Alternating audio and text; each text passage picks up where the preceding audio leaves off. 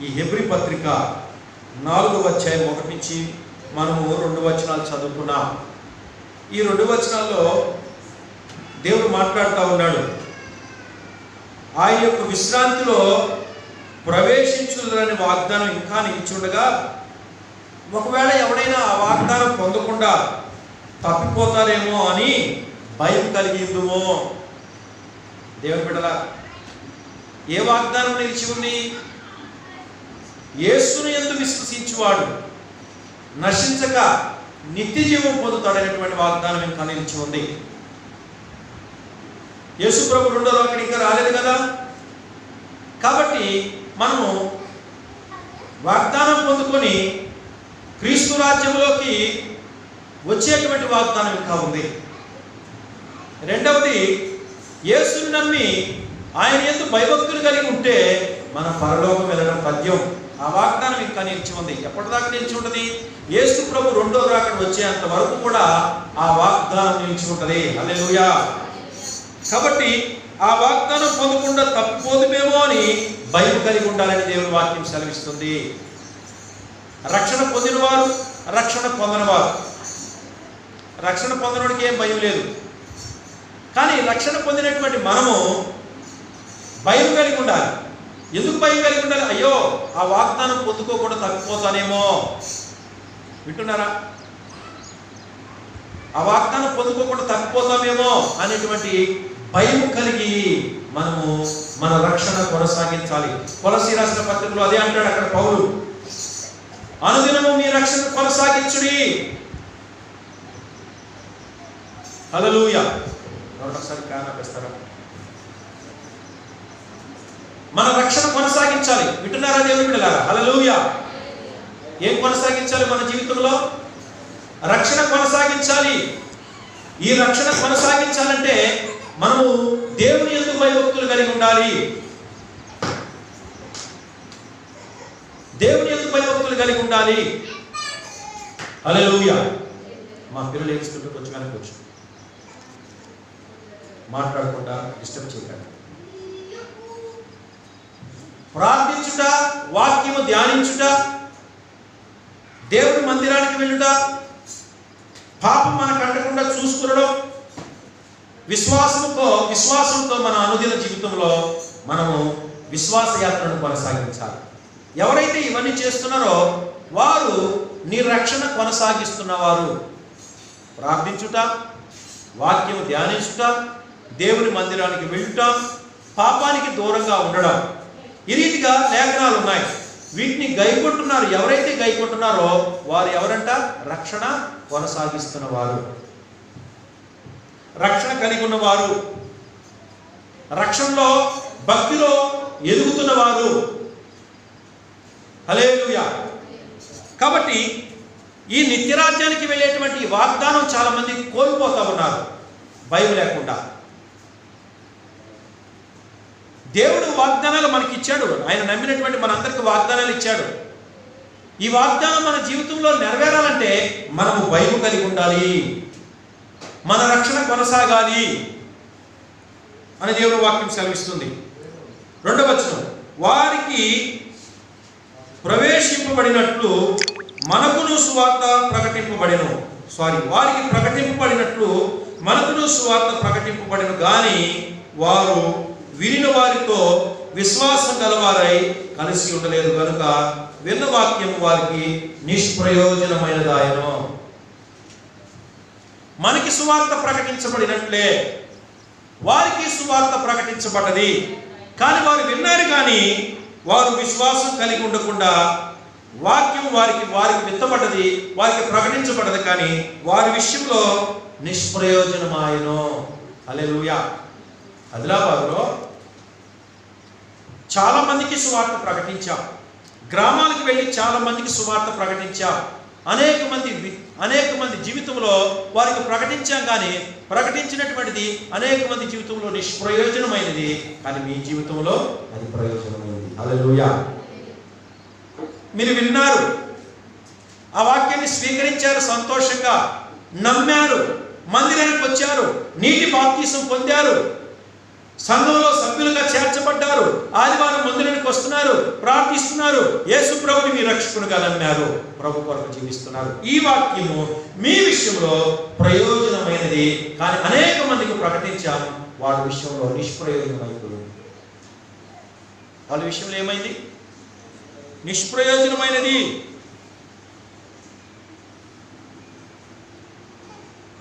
కాబట్టి దేవుని బిడ్డలారా, అనేక మంది తప్పిపోతూ ఉన్నారు.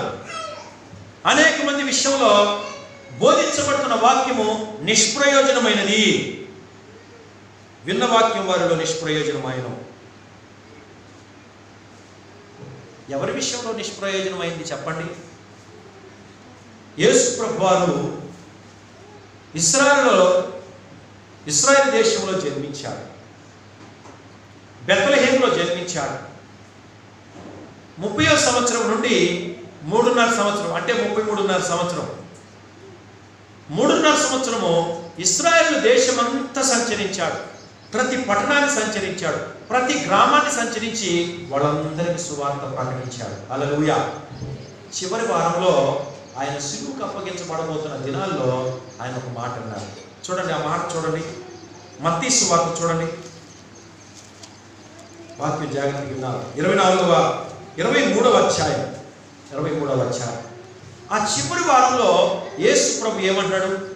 ఆ 3.5 సంవత్సరం వాళ్ళందరికీ ఆయన రాత్రి నిద్ర లేకుండా ప్రార్థించి పగలంతా కూడా నడుచుకుంటా పడవలో ప్రయాణం చేస్తా వెళ్ళి వాడికి సువార్త ప్రకటించాడు. కానీ వాడి విషయంలో ఆ వాక్యము నిష్ప్రయోజనమైంది. మత్తయి సువార్త 23వ అధ్యాయం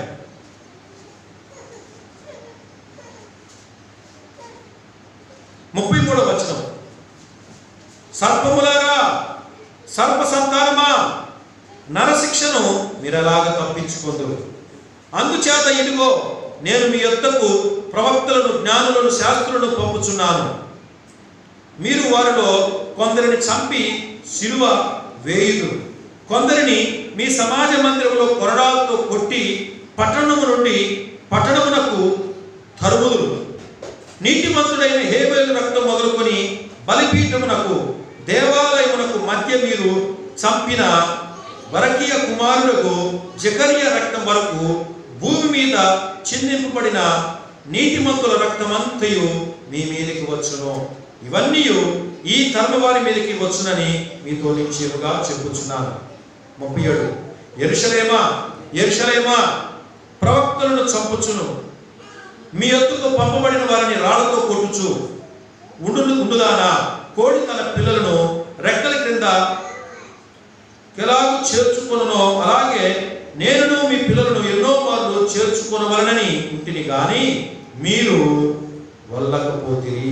ఇదిగో మీ ఇల్లు మీకు విడవబడి ఉన్నది. ఇది మొదలుకొని ప్రభు పేరిట వచ్చేవాడు స్తుతింపబడును గాక అని మీరు చెప్పు వరకు నన్ను చూడరని మీతో నిశ్చయంగా చెప్పుచున్నాను. యేసు ప్రభు ఏమంటున్నాడు? దేవుడు ఇశ్రాయేలుల మధ్యకి ప్రవక్తలను పంపించాడు, సేవకులను పంపించాడు. వాళ్ళెవ్వరు కూడా వెళ్ళలేదు. యిర్మీయాను ఏం చేశారు? కొట్టారు, నీడలే లేదు బావిలోకి దింపారు, చిత్రహింసలు గురి చేశారు. ఇక్కడ జకరియా అనే ప్రవక్తని కొట్టి చంపారు, రాళ్ళతో కొట్టి చంపారు. ప్రవక్తలు కొడుతూ వచ్చారు, చంపుతూ వచ్చారు. దేవుని యొక్క వాక్యాన్ని చెప్పినటువంటి ఎవరిని కూడా రాజులు కానీ ఇశ్రాయేలులు కానీ ప్రేమించలేదు, గణపరచలేదు. ప్రేమించకపోగా, గణపరచకపోగా, వారి మాట వినకపోగా మీరు మాకు వ్యతిరేకంగా మాట్లాడతారా, మాకు అనుకూలంగా ప్రవచనాలు చెప్పరా అని కొట్టడం, చంపడం చేశారు. యేసు ప్రభు చివరి అన్నాడు, అనేక సార్లు కోడి తన పిల్లలని తన రెక్కల కింద భద్రపరచుకునే విధంగా యెహోవా దేవుడు యేసు ప్రభు మిమ్మల్ని చేర్చుకోవాలని ఆశపడ్డాడు, కానీ మీరు రాలేదు. మెస్సయ్యగా ఆయన ఇశ్రాయేలు పట్టణాల్లో, వీధుల్లో, గ్రామాలలో సంచరిస్తున్నా, దేవాది దేవుడు సంచరిస్తున్నా వారు చూడలేదు, గ్రహించలేదు, అర్థం చేసుకోలేదు, ఆయన బోధలు వినలేదు, నమ్మలేదు. ఆయన్ని హింసించారు మాటలతో. దయ్యం పట్టినవాడా అన్నారు. చివరికి యేసు ప్రభుని ఏం చేశారంటే హింసించి కొట్టి సిలువ వేసి చంపారు. హల్లెలూయా. ఏం చేశారు వీళ్ళు? వాళ్ళకు ప్రకటించిన వాక్యము యేసు ప్రభువు ప్రకటించాడు, నిష్ప్రయోజనమైంది. వాళ్ళ కొరకు ప్రార్థించాడు, వారి కళ్ళు తెరవబడలేదు.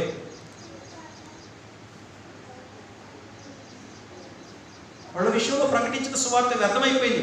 వాళ్ళనే ఇక్కడ గుర్తు చేస్తున్నాడు హెబ్రీ గ్రంథకర్త.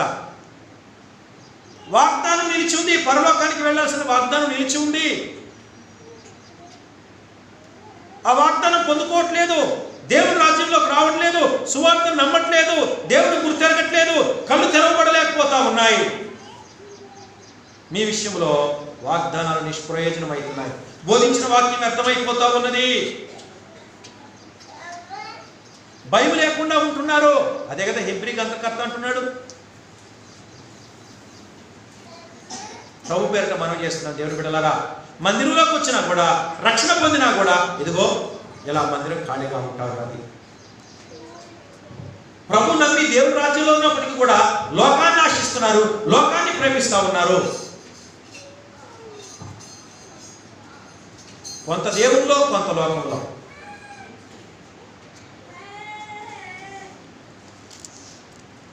నులివెచ్చలుగా ఉంటా ఉన్నారు.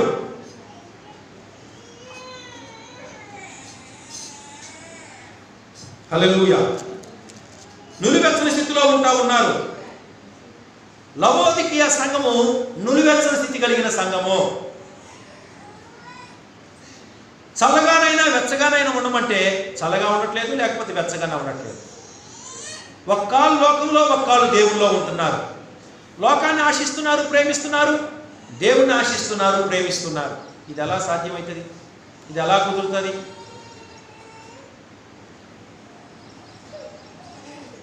దేవుని కన్నా దాసులుగా ఉండాలా, ధనానికన్నా దాసులుగా ఉండాలా? దేవుని కన్నా దాసులుగా ఉండాలా, లోకానికన్నా దాసులుగా ఉండాలా? ఇలా కాకపోతే ఎలా? హల్లెలూయా. మనం పరిశుద్ధులుగా ఉండడానికి పిలువబడ్డవారం కదా, పాపం అంటకుండా జీవించడానికి పిలువబడ్డవారం కదా, దేవునికి లోబడుతూ భయపడుతూ ఆయన ఆజ్ఞలు గైకుంటూ జీవించవలసిన వారం కదా. హల్లెలూయా. దేవుని బిడ్డలారా, దేవునికి మనం భయపడాలి. మన విషయంలో విత్తబడుతున్న వాక్యము నిష్ప్రయోజనం కాకూడదు. యేసు ప్రభువు ప్రకటించిన వాక్యము ఇశ్రాయేలు విషయంలో నిష్ప్రయోజనమైంది. హల్లెలూయా. అపోస్తలులు ప్రకటించారు. ఇశ్రాయేలు దేశానికి వెళ్ళి పౌలు వెళ్ళి ప్రకటిస్తే, పౌలు బర్నబా వెళ్ళి ప్రకటిస్తే ఎవరు నమ్మకపోగా ఏం చేశారంట? రాళ్లతో కొట్టారు పౌలుని, తరిమారు. గలతీ ప్రాంతంలోకి వెళ్ళినప్పుడు ఆయన రాళ్లతో కొట్టారు, తరిమారు, హేళన చేశారు. వాళ్ళు పారిపోయి వాళ్ళ చేతులు కాళ్ళు దుమ్ము తులిపి ఏం చేశారంటే వాళ్ళు అన్యులకు సువార్త ప్రకటించడానికి వెళ్ళారు. హల్లెలూయా. యేసుక్రీస్తు అపోస్తలుడు అన్యులకు ఇశ్రాయేలుకు సువార్త ప్రకటిస్తే వాళ్ళ విషయంలో అది నిష్ప్రయోజనమైంది. కాబట్టి వాళ్ళు ఏం చేశారంటే అన్యులకు వెళ్ళి సువార్త ప్రకటించారు. హల్లెలూయా. దేవుని బిడ్డలారా, మనకు సమయం కొద్దిగా ఉన్నది. వాళ్ళు తృణీకరించారు కాబట్టి ఆనాడు అపోస్తలుడు అన్యులకు వెళ్ళి ప్రకటించారు. ఆనాటి నుండి నేటి వరకు అన్యుల మధ్య యేసుక్రీస్తు ఏంటి సువార్త ప్రకటించబడతా ఉంది. హల్లెలూయా. హల్లెలూయా. త్వరగా ఈ అవకాశము ముగించబడబోతా ఉంది. వింటున్నారా? యేసు ప్రభువు సిలువకేసి ఇశ్రాయేలు ఆయన తృణీకరిస్తే ఆయన అన్యులకు బహుమానం ఇవ్వబడ్డారు. నేటి దినం వరకు అన్యులకు ప్రకటించబడుతుంది. కొద్ది దినాల్లో యేసు ప్రభు రాబోతా ఉన్నాడు. సంఘంగా మనం ఎత్తబడబోతా ఉన్నాం. ఇక అన్యులకి సువార్త ప్రకటన అయిపోతుంది. హల్లెలూయా. ఇక యూదులకి అవకాశం ఇవ్వబడుతుంది. వాళ్ళ కళ్ళు తెరుస్తాడు, వాళ్ళని కనికరిస్తాడు. రోమపత్రికలు అదే రాయబడదు. మనం ఎత్తబడక మునిపే మనము మన ఇంటి వారమంతా కూడా దేవుని యొక్క భయభక్తులు కలిగి విత్తబడిన వాక్యం మన విషయంలో ప్రయోజనమైనదిగా ఉండాలా, ఎత్తబడే సంఘంలో గ్యారెంటీ కలిగి ఉండాలి. హల్లెలూయా. మన సమయం ముగించబడబోతాము. ఇశ్రాయేలుకి ఎంత ప్రకటించినా లోబడకపోగా, విధేయత చూపించకపోగా సేవకులను దూషించారు, రాళ్లతో కొట్టారు, చంపారు, తృణీకరించారు. నేటి సంఘాల్లో ఏం జరుగుతుంది? అన్ని సంగతి పక్కన పెడదాం. రక్షణ పొందిన ఆత్మ సంబంధమైన ఇశ్రాయేలు మీరు, ఎవరు మీరు చెప్పండి? రక్షణ పొందిన ఆత్మ సంబంధమైన ఇశ్రాయేలు. అయితే యేసు ప్రభువారు కూడా మన విషయంలో ఈ వాక్యాన్ని పలుకుతున్నాడు. మౌనం. కొంతమంది యుద్ధాలు ఎట్లా చేస్తారంటే మౌనంతో యుద్ధం చేస్తారు. మౌనంగా యుద్ధం, భార్య భర్తల యుద్ధం ఎట్లుంటుంది? మౌనంగా, కళ్ళతోనే మాట్లాడుకోరు.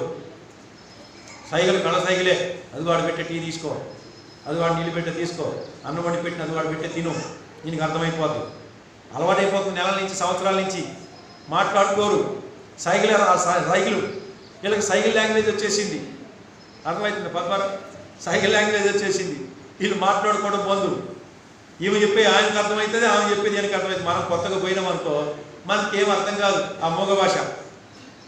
సంవత్సరాల నుంచి వాళ్ళు కొట్టలేదు అయ్యగారు అమ్మగారు అని మమ్మల్ని అనుకునేవారు. వీళ్ళు ఇంట్లో ఎప్పుడు వలుకోరు. వీళ్ళు సైకిల్తో వాళ్ళ భాష అర్థమవుతుంది. పిల్లలతో చెప్తారు. వీళ్ళు పోయి తండ్రికి చెప్పడం, మళ్ళీ వాళ్ళ తండ్రి చేతి వచ్చి తల్లికి చెప్పడం. ఇదిగో దయ్యం ప్రతి కుటుంబాన్ని వెళ్తా ఉన్నది. ఈ మోగ భాష, మోగ యుద్ధం సేవకుడి విషయంలో కూడా. నువ్వు చెబితే నేను వింటానా? నువ్వు కూర్చోమంటే నేను కూర్చుంటానా? నువ్వు రమ్మంటే నేను వస్తానా? నువ్వు ప్రార్థన చేయమంటే నేను చేస్తానా? నువ్వు మీటింగ్లు పెట్టి నువ్వు పెట్టుకో. సేవకుడి మీద సనగడం, గొడగడం, తిట్టడం ఏంటి? ఒక ఇంట్లో ఉన్నటువంటి ఒక ఇద్దరు పిల్లల్ని మెయింటైన్ చేయడమే చాలా కష్టం. ఇంతమంది సంఘాన్ని మెయింటైన్ చేయడం అంటే చిన్న విషయం కాదు. హల్లెలూయా. ఒక్కొక్కసారి గద్దిస్తే ఒకటి గుడికి కూడా రాడు.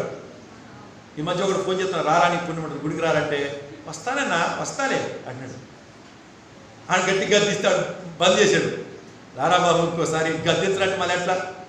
నీ మేలు కోసమే కదా గద్దించింది. రాత్రి ఫోన్ చేశా, నీ మేలు కోసమే కదా గద్దించింది, రా గుడికంటే. వస్తానన్నా, నువ్వు గద్దించినవా, నేను ఏం లేదులే అన్నా, వస్తాలే అన్న అంటున్నాడు. అని మందికి మానేశాడు, గట్టికి గద్దించినందుకు మానేశాడు. అది ఏం లేదన్నా, అదేం మనసులో పెట్టుకోవాలి. యుద్ధం చేస్తున్నాడు చూడండి నా మీద. యుద్ధం ఎందుకు గద్దించేది? నీ మేలు కోసమే కదా, నీ క్షేమం కోసమే కదా. సో మీరు ఆనాడు యేసు ప్రభు వారి మీదకి కొరడాలు ఎత్తినట్టుగా, రాళ్ళు ఎత్తినట్టుగా పౌరు మీదకి నా మీద ఎత్తట్లేదు. కానీ ఏంటి? సైగలతోటి, చూపుతోటి. హల్లెలూయా. ఎందుకు? దేవుని బిడ్డలారా, ఆ సనగడం మీరు బంద్ చేయాలి. ఇశ్రాయేలు సనిగినందుకు దేవుడు కోపడ్డాడు, ఇష్టపడలేదు. ఇశ్రాయేలు సనిగినందుకు, మోషే మీద సనిగినందుకు దేవుడు ఇష్టపడలేదు. దేవుని మీద సనిగినందుకు ఇష్టపడలేదు. దైవ సేవకుడి మీద మీరు సనగొద్దు, దేవుని మీద మీరు సనగొద్దు. మందిరానికి రమ్మంటే సనగొద్దు, గట్టిగా గద్దిస్తే సనగొద్దు. మాకు పనులు లేవా? కొంతమంది డైరెక్ట్గా తిట్టిన వాళ్ళు ఉన్నారు మమ్మల్ని. మాకు పనులు లేవా? వచ్చి గుళ్ళో కూర్చోవాలా? మందిరానికి రమ్మంటావా నువ్వు? రేపు 1వ తారీఖు నుంచి ఉపవాసం ప్రార్థన 10 రోజులు గుళ్ళో కూర్చుంటే మా ఇల్లు ఏం కావాలా? పాస్టర్కి ఏం పని ఉన్నది? సనిగేటోడు. మన సనుగులు దేవుడు వింటున్నాడు. హల్లెలూయా. మన గొడుగులు దేవుడు వింటున్నాడు. అది మంచిది కాదు. కనుక అనేక సార్లు దేవుడు మిమ్మల్ని కూడా తన రెక్కల కిందకి చేర్చుకోవడానికి ప్రయత్నిస్తున్నారు, కానీ మీరు రావడం లేదు. ఈరోజు మనం ఎక్కడ ఉండాలా? దేవుని మందిరం అంటే దేవుడి రెక్కల కింద. అని ఎవరున్నారు ఈ జనాంగాలు? ఆయన రెక్కల కింద ఉండడానికి ఇష్టపడలేదు. ప్రభువా వచ్చే వారం వస్తువులో నీ రెక్కల కిందకి ఈ వారం రావు ప్రభు, కొంచెం పని ఉంది, సాధారణ రెక్కల కిందకి వెళ్ళాలా? హల్లెలూయా. దేవుని బిడ్డలారా, మనం దేవుని ఎంత భయభక్తులు కలిగి ఉన్నాం. రెండో విషయాన్ని చూద్దాం. హెబ్రీ పత్రిక ఈ ఒక్క విషయం చూసుకొని మనం ముగించుకుందాం.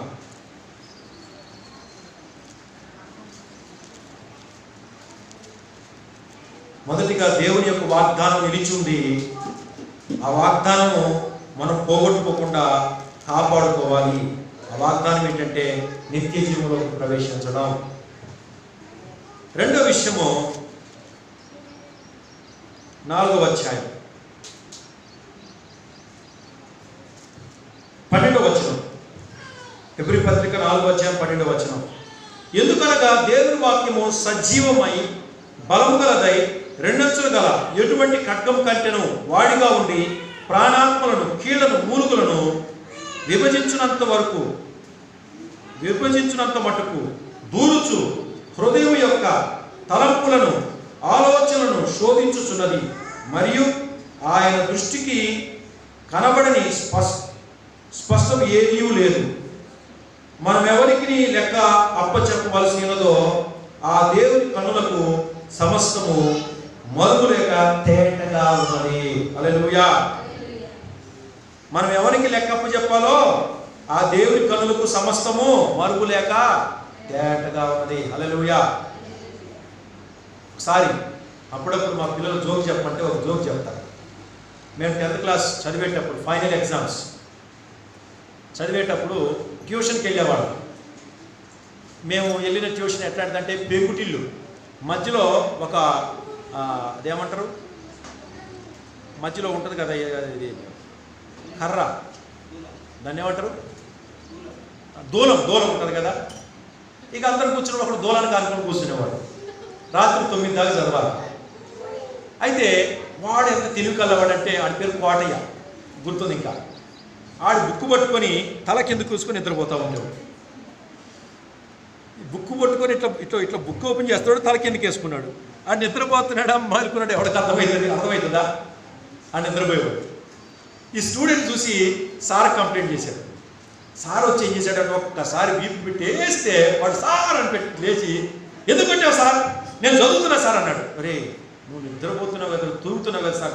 ఎవరు చెప్పారు సార్, బుక్ తీసుంది, నేను తల కింద పెట్టి చదువుతున్నాను అన్నాడు. నన్ను ఎందుకు కొట్టాడు సార్ అన్నాడు. మరే ఈ సంగతి తర్వాత చెప్తాను. మరుసటి రోజు మళ్ళీ నిద్రపోతా ఉన్నాడు. ఈసారి ఏం చేశాడు తెలిసి, ఈసారి తెలివిగా కర్ర ఏం చేశాడంటే వాడికి నిద్రపోతుంటే కింద పెట్టి టూపాడు అనమాట. ఎట్లుంటే ఆడేమో మొలకట్లేదు పలకట్లేదు, వీపు బగిలిందా కొట్టాడు వాడిని. సార్ ఎందుకు కొట్టావు సార్, మరే దొంగ పైకి లేరా, నేను కర్రూపారా, నిన్న తప్పించుకున్నావురా, ఇంపలు ఎడ తప్పించుకుంటావురా, నేను కర్రూపారా నీ కళ్ళ ముందు, నువ్వు నిద్రపోతే అబద్ధాలు ఆడతావురా, లేచి నుంచొని చదవరా అన్నాడు. సో టీచర్ను మోసం చేయొచ్చు, తల్లిదండ్రులను మోసం చేయొచ్చు, కానీ దేవుని దృష్టికి ఏది మరుగై ఉండదో. ఆయన కన్నులకి సమస్తము తేటగా కనపడుతుంది. దావీదు అంటాడు, నేను నీళ్ళలోకి వెళ్ళినా అక్కడ ఉన్నావు, ఆకాశ మండలంలోకి వెళ్ళినా అక్కడ ఉన్నావు, ఎక్కడికి వెళ్ళినా దాక్కోవడానికి ఏమి లేదు. దేవుని కన్నులకి ఏమీ మరుగు లేదు. నువ్వు ఎక్కడ ఎన్ని లైట్లు ఆపేసుకున్నా, చీకటిగా దాక్కున్నా ఆయనకి కనపడతావు. హల్లెలూయా. ఇంకొక చిన్న స్టోరీ చెప్తా, వింటున్నారా?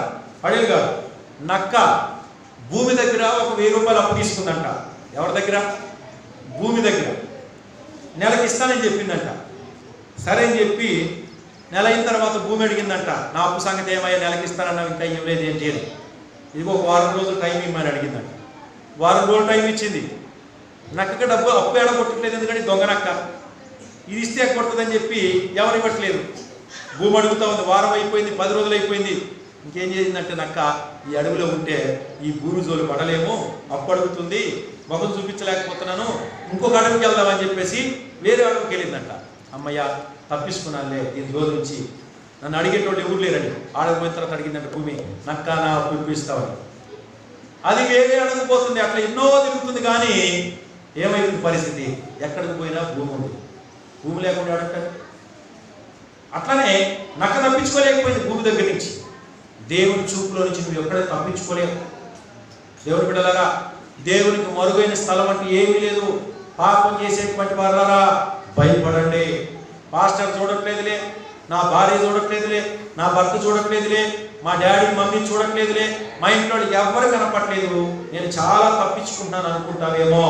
దేవుడి కనులకి అంత కనపడతా ఉన్నది. మనం దేవునికి లెక్క అప్పచెప్పవలసిన వారమై ఉన్నాం. ఆయన కనులకు ఏది మరుగైంది లేదు.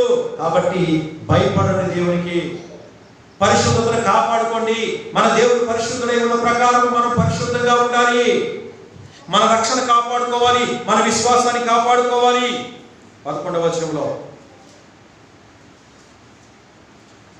కాబట్టి అవిధేయత వలన వారు పడిపోయినట్లుగా మనలో ఎవడను పడిపోకుండా ఆ విశ్రాంతిలో ప్రవేశించుటకు జాగ్రత్త పడుదుము. ఇశ్రాయేలులు అవిధేయత వలన పడిపోయారు, దేవుని వాక్యానికి లోబడకుండా పడిపోయారు. వాళ్ళలాగా అవిధేయత చూపించకూడదు మనం. అయ్యా నా బాధ నీకు తెలుసు కదా, ఈ ఆదివారం పనికి పోవాలి కదా, నా కష్టం నీకు తెలుసు కదా, నీ ఎవరైతే అవిధేయత చూపిస్తున్నావు, దేవుడికి అవిధేయత చూపిస్తూ ఉన్నావు, ఎవరికి లోపడట్లేదు. మొన్నప్పుడు ఒక 500 కానుక పంపించారు. సార్ దశమ భాగం పంపిస్తున్నా సార్ అని 500 పంపించాడు. మంచిది బాబు, సంతోషం. కాదు కానుక పంపించాడు అంతే. పంపిస్తే మంచిదన్నా. ఆయనకు వారం రోజుల తర్వాత ఎవరో 500 జేబులో పెట్టారంట. నాకు ఫోన్ చేసి, సార్ నేను 100 రూపాయలు దశమ భాగం పంపిస్తున్నా సార్ అన్నాడు. ఎందుకురా బాబు ఏమైందన్నా? నేను 500 ఇచ్చాను కదా సార్, నాకు వేరే వాళ్ళు 500 ఇచ్చారు సార్, దాంట్లో 50 రూపాయలు కదా సార్ 100 రూపాయలు దశమ భాగం ఇస్తున్నాను అన్నాడు. మంచిది, సంతోషం తీ అన్నాడు. సార్ ఈ 100 రూపాయలు ఎట్లా పంపించాలి సార్ ఫోన్పేలో అన్నాడు. 100 రూపాయలు అట్లానే పెట్టు, నెలకి నీకు జీతం వస్తుంది కదా, దాంట్లో కలిపి పంపించంటే సార్ ఆయన దశమ భాగం వీడు సార్ అంత డబ్బులు ఇల్లు రెంట్ కట్టుకోవాలి, ఇల్లు నడవాలి సార్, కష్టం సార్ అంటే 100 రూపాయలు అయితే సింపుల్గా తీస్తావు, అంత పెద్ద అమౌంట్లో దశమ భాగం తీయలేకపోతా ఉన్నాడు. ఇల్లు రెంట్ కట్టుకోవాలి సార్, ఇల్లు నడవాలి సార్, కష్టం సార్, కుదరదు సార్ అంటున్నాడు. అంటే చిన్న 50 రూపాయలు 100 రూపాయలు అయితే దశమ భాగం తీస్తావు, ఒక 1000 రూపాయలు తీయాలంటే చాలా కష్టం అవుతుంది. 500 దశమ భాగం తీయాలంటే కష్టం అవుతుంది, 5000 దశమ భాగం తీయాలంటే కష్టం అవుతుంది. అవిధేయత, దేవుని వాక్యానికి లోబడలేకపోతా ఉన్నాం, చాలా కష్టమవుతుంది వాక్యానికి అప్పగించుకోవడం. కొన్ని విషయాల్లో పరిశుద్ధంగా జీవించడం, బూతులాడకుండా ఉండడం చాలా కష్టమవుతా ఉంది, అబద్ధాలు ఆడకుండా ఉండడం చాలా కష్టమవుతుంది. మనం దేవుని రాజ్యంలో ఎక్కడ ఉన్నట్టు? మనం భ్రమలో ఉన్నాం, దేవుని రాజ్యంలో ఉన్నామని, అంతే కదా. నీకు బూతులాడడం కష్టంగా ఉంది, అబద్ధాలు మానేయడం కష్టంగా ఉంది, చెడు పని చేయడం కష్టంగా ఉందంటే దాని అర్థం ఏంటి? నువ్వు అనుకుంటున్నావు భ్రమలో ఉన్నావు, నువ్వు దేవుని రాజ్యంలో ఉన్నాను, నువ్వు లేవు, నువ్వు లోకంలోనే ఉన్నావు. నిన్ను నువ్వు మోసం చేసుకుంటున్నావు. కొంతమంది తల్లిదండ్రులు అబద్ధాలు చెప్పి, నేను కాలేజీకి పోకుండా సినిమా చూసి వచ్చి స్కూల్కి పోయి కాలేజీకి పోయి వచ్చినట్టు ఇంటికి వచ్చేవాడిని. వాళ్ళు అడుగుతారు, అక్కడ కాలేజీకి పోయి వచ్చేవని అడగరు. ఎన్నిసార్లు మోసం చేసావు అమ్మనాన్ని? ఇలా మోసం చేసిన వాళ్ళు ఉన్నారు అమ్మనాన్ని? లేరా? నిజంగా మీరు అంత మంచివాళ్ళట్టుంది. హల్లెలూయా. ఏం పక్కరావు మంచివాళ్ళట్టుంది, మీరు ఎప్పుడు మోసం చేయలేదట్టు. దేవుని బిడ్డలారా, అమ్మ నాన్న కనపడకపోవచ్చు, కానీ దేవుడిని చూస్తాడు. అవిధేయత బంధుపెట్టి మానే, పొరపాట్లు తప్పులు మనం పరిశుద్ధులుగా ఉండాలి, పరలోక పట్టణంలో పరిశుద్ధులుగా పవిత్రంగా జీవించాలి. ఇలా జీవించేటోళ్ళు మనకు పోము, వెళ్ళరు వెళ్ళరు వెళ్ళరు వెళ్ళరు పాపం చేసేటోళ్ళు దేవుని రాజ్యానికి వెళ్ళరు. అపవిత్రులు, వ్యభిచారులు, దొంగలు, హంతకులు, విగ్రహారాధికులు, పిసినారు వారు దేవుని రాజ్యానికి వెళ్ళరు. అవిధేయతతో ఉంటే మనం నిత్య రాజ్యానికి చేరుకోలేము దేవుని బిడ్డలారా. అయితే చూడండి 12వ వచనం, ఎందుకనగా దేవుని వాక్యము సజీవమై బలము గలదై రెండంచుల గల ఎటువంటి ఖడ్గము కంటే వాడిగా ఉండి. దేవుని వాక్యం ఎట్లాంటిదంట? చాకులు ఉంటాయి కదా, ఒక చాకు కూరగాయలకు వస్తాం, ఒక పక్కే దిగుతుంది. కానీ దేవుని వాక్యం ఎలాంటిదంట? రెండు వైపులా షార్ప్గా ఉంది. దేవుని వాక్యం రెండు వైపులా షార్ప్ కలిగినటువంటి కత్తి లాంటిది. ఈ వాక్యము వాడిగా ఉండి, అంటే పొదులుగా ఉండి, ప్రాణాత్మ కీళ్లను మూలుగులను విభజించునంత మట్టుకు దూచు, హృదయం యొక్క తలంపులను ఆలోచనను శోధించుచున్నది. ఈ వాక్యం అంట నీ హృదయంలోకి కీళ్ళు, నరములు, మాంసమును చీల్చుకుంటూ హృదయంలోకి వెళ్ళి ఏం చేస్తుందంట? నీ ఆలోచనలను, అక్కడ రాయబడి నీ హృదయం యొక్క తలంపులను ఆలోచనను శోధించుచున్నది. శోధిస్తుంది. ఏమని శోధిస్తుంది? నీ కోరికలు సరిగ్గా లేవు, నీ ఆలోచనలు సరిగ్గా లేవు, నీ హృదయ వైఖరి కరెక్ట్గా లేదు. శోధిస్తుంది. మారు సాతానే శోధిస్తాడు, పాపం చేయి, పాపం చేయి. యేసుప్రభు దగ్గరికి వచ్చి ఏం శోధించాడు? నువ్వు ఆ యొక్క మేడ మీదకి ఎక్కు, ఆ యొక్క దేవాలయం మీకు ఎక్కువ దూకు, రాళ్ళను రొట్టెలుగా చేసుకొని తిను. శోధించింది కదా, తప్పు చేయి, తప్పు చేయమని. ఈ వాక్యం కూడా శోధిస్తుంది. ఏమని శోధిస్తుంది? నీ హృదయ తలంపులు చెడుగా ఉన్నాయి, మారు మనసు పొందు, వాక్యానికి అప్పగించుకో, దేవుడు పరిశుద్ధుడైనట్టు పరిశుద్ధముండు. ఎంతకాలం అవిధేయత కలిగి ఉంటావు? అవిధేయత ఉంటే నిత్యరాజ్యానికి వెళ్ళవు. నీ రక్షణ కొనసాగించకపోతే పరలోకానికి వెళ్ళవు. నువ్వెంత భక్తి చేసినా, ఎంత కానుకలు ఇచ్చినా, ఎంత మందిరానికి వచ్చినా, పాపాన్ని విడిచిపెట్టకపోతే, చెడును విసర్జించకపోతే నువ్వు పరలోకానికి వెళ్ళవని ఇప్పుడు ఈ వాక్యం బోధిస్తుండగా మీ హృదయం ఎముకలు నరాల్లోకి దూరి మీ హృదయ అంతరంగాలకు వెళ్ళి మిమ్మల్ని శోధిస్తుంది. భయపడండి, లోపడండి, వాక్యానికి అప్పగించుకోండి, వాక్యానుసారంగా జీవించండి. హల్లెలూయా.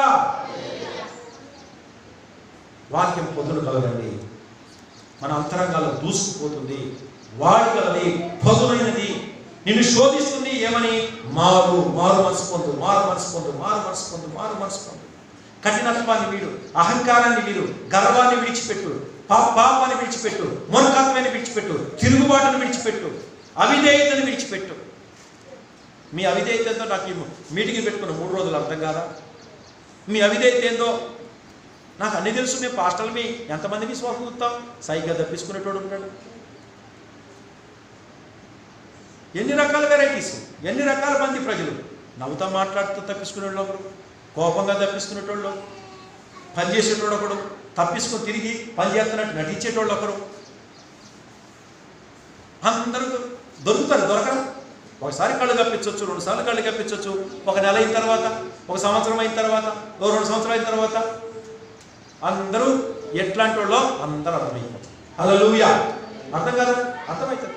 కాబట్టి దేవుని బిడ్డలారా, దేవుడికి మరుగై దేవుడు లేదు. ఇంకోటి, సేవకుడికి దేవుడు వివేచన మరవిస్తాడు. ఏం మరవిస్తాడు?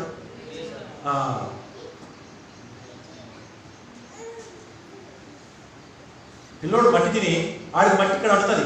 ఏ డాడీ నేను మట్టి తినలేదు అంటే వాడు ముఖమే చెప్తుంది, వాడు పట్టిస్తుంది.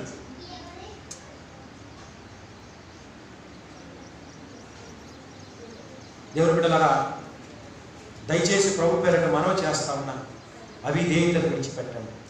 మొదటిగా దేవుడికి, రెండవది సేవకునికి అప్పగించుకోండి. దయచేసి ఎవరికి అప్పగించుకోవాలి? మొదటిగా చెప్పండి, ఎవరికి అప్పగించుకోవాలి? రెండవదిగా ఎస్,